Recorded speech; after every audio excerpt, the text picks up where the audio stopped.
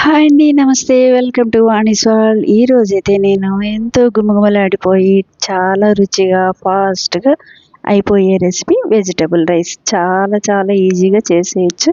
తక్కువ ఇంగ్రీడియంట్స్ ఉంటే సరిపోతుంది. ఎక్కువ కూడా అవసరం లేదు. సో, ముందుగా అయితే కుక్కర్ తీసుకొని స్టవ్ మీద పెట్టి 4, 5 స్పూన్లు ఆయిల్ వేసుకోవాలి. సో, మనకి అందుబాటులో ఉన్న ఏ వెజిటబుల్స్ అయినా వేసేసుకోవచ్చు. నేనైతే వంకాయ, పొటాటో, పచ్చిమిర్చి, ఉల్లిపాయ, క్యారెట్లు అన్నీ వేసేసానన్నమాట. సో, ఇవి ఉప్పేసి 2 నిమిషాలు మగ్గించుకోవాలి. అవి మగ్గగానే సోయా బీన్స్ కూడా వేసుకోవచ్చు. సో, అలాగే ఒక స్పూన్ అల్లం వెల్లుల్లి పేస్టు, ఒక స్పూను ధనియాల పొడి, ఒక స్పూన్ కారము, పావు టీ స్పూన్ పసుపు, ఒక 2 టీ స్పూన్లు ఈ చికెన్ మసాలా పొడి కానీ లేదా బిర్యానీ మసాలా పొడి కానీ వేసుకోవచ్చు. సో, చక్కగా ఇది వేగించాలి 1 నిమిషం పచ్చిదనం పోయే వరకు. సో, ఇప్పుడైతే చక్కగా వేగగానే నేను 3 కప్పుల రైస్ అయితే నానబెట్టి పెట్టాను కడిగేసి శుభ్రంగా. అది ఇందులో వేసేసి చక్కగా ఒకసారి ఇలా కలిపేసేయాలి.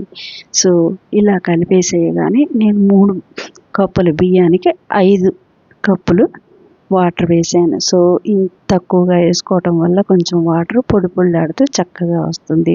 సో, ఉప్పు కూడా ముందు వేసాం కనుక చూసుకొని సరిపడా వేసుకోవచ్చు.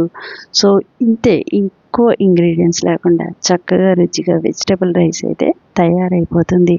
ఇప్పుడు చక్కగా సమానంగా అన్నీ కలిసేటట్టు చేసి మూత పెట్టి 2 లేదా 3 విజిల్స్ వచ్చేస్తే సరిపోతుంది. సో, వెజిటబుల్ రైస్ రెడీ అయిపోయింది. సో, చక్కగా పొడి పొడిలాడే ఈ వెజిటబుల్ రైస్ చాలా ఈజీగా అయిపోయింది కదా. సో, ఇందులో చెక్క లవంగం వేయలేదని అడుగుతారు. సో, అది వేయకుండా కూడా చక్కగా ఇలా చేసేయచ్చు. మనం మసాలా పొడిని రెడీగా ఉంచుకుంటే చాలు. ఘాటుగా ఉండాల్సిన అవసరం లేదు. ఘాటుగా కావాలంటే చెక్క లవంగం కూడా వేసుకోవచ్చు.